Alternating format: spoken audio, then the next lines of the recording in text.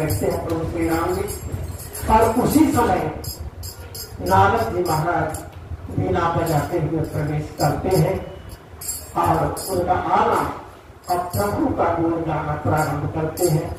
प्रभु का वह गुण हम लोग अगले दिन गाएंगे। श्री राम जय राम जय जय राम श्री राम।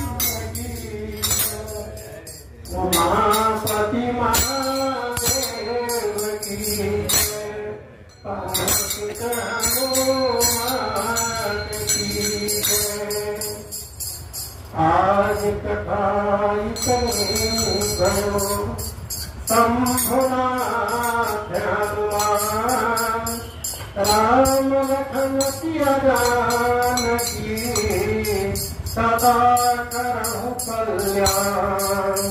पुष्पांजलि अर्पण करो ग्रहण करो महाराज कृपा